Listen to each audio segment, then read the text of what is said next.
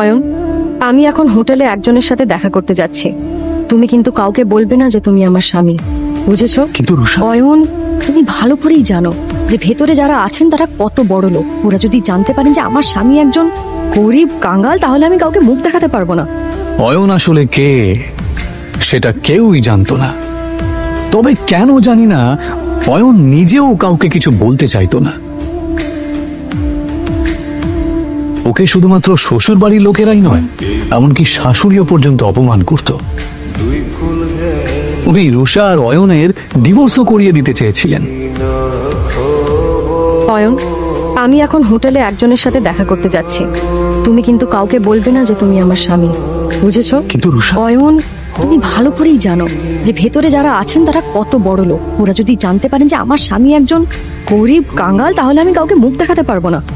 অয়ন নিজের স্ত্রী রুষার কথা শুনে চুপ করে যায়। এটা প্রথমবার নয় যখন রুষা তার দরিদ্র স্বামীকে অপমান করছে। এর আগেও অয়নকে অনেকবার সে অপমান করেছে।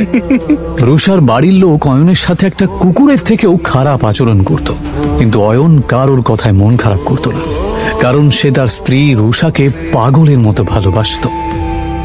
আজ রুষা তার ছোটবেলার বন্ধু রূপালী এবং আরো কিছু বড়লোক বন্ধুদের সাথে হোটেলে দেখা করতে যাবার সময় অয়নকে সচেতন করছিল। অয়ন, শেষবারের মতো বলছি, ভেতরে গিয়ে কোনো সিন ক্রিয়েট করবে না। ঠিক আছে, তুমি যা বলবে। হোটেলের ভেতরে বড়লোক বাবার বখাটে সন্তান প্রেম সেন, রাজ বোস এবং পারাস আগরওয়াল বসেছিল। আসলে তারা রূপালীর বন্ধু হলেও রুষাকে দেখার পর এবং তার রূপ দেখার পর অবাক হয়ে যায়। এটা কে রূপালী? এত সুন্দর দেখতে।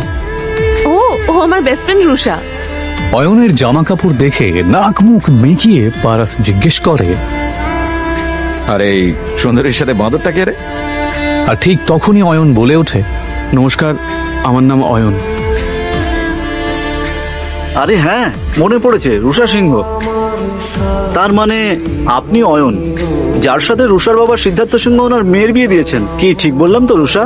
প্রেম আর পারাস যেই বুঝতে পারে যে এই গরিব লোকটা আসলে এই সুন্দরী মেয়েটার স্বামী, তখন রুষাও তাদের সাথে আর ফ্লার্ট করতে পারে না। কিন্তু তারপর তারা তিনজনে মিলে অয়নের দারিদ্রতা নিয়ে ঠাট্টা করতে থাকে। আচ্ছা অয়ন দাদা, আমি শুনেছি আপনি নাকি একটা ব্যাংকে চাকরি করেন। তা কত টাকা স্যালারি পান? এই তিনটে ছেলে সমানে অয়নকে অপমান করছিল আর হাসছিল। ওই 12,000 মতো পাই। কত বললেন? 12,000। কখনো কখনো বোনাস পেলে 15,000 মতো হয়ে যায়। ভালোই স্যালারি পান আপনি। আমার জুয়েলারি অ্যাকাউন্টেন্টের স্যালারির অর্ধেক, তবুও আজকালকার দিনে এটাই অনেক। আচ্ছা পারাস, যদি তোর স্টোরে কোনো স্টাফের দরকার পড়ে তাহলে অবশ্যই অয়ন দাদাকে বলিস। ওনাকে দেখে কর্মঠ মনে হচ্ছে, আর আশা করি ওনার কাজ তোর ভালোই লাগবে। হ্যাঁ হ্যাঁ, নিশ্চয়ই প্রেম, নিশ্চয়ই।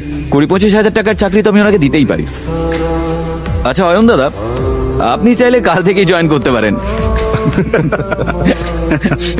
তারা কাকে জব অফার করছিল? অয়নকে। ও চাইলে তাদের তিনজনকে কিনে ফেলতে পারত। অয়ন যে আসলে অয়ন রয় চৌধুরী এটা কেউই জানতো না, এমনকি রুষা এবং তার বাড়ির লোকেরাও এটা জানতো না যে এই গরিব অয়ন আসলে কে। অয়নও যেহেতু এই আসল সত্যিটা কাউকে জানাতে চায় না, তাই সে এমন ভাবে এই পরিস্থিতিটা সামলালো যে কেউ কিছু বুঝতেই পারল না। ও বলল, ধন্যবাদ মিস্টার আগরওয়াল, আপনার অফারটা সত্যি খুবই ভালো। আপনি যে আমার জন্য এতটা ভেবেছেন, এই জন্য আপনাকে ধন্যবাদ জানাই। তবে সত্যি বলতে আমি গয়নাগাটির ব্যাপারে বিশেষ কিছু জানি না। এদিকে রুষা অয়ন আর রূপালীর বড়লোক বন্ধুদের মাঝের কথোপকথন শুনে রেগে যায়।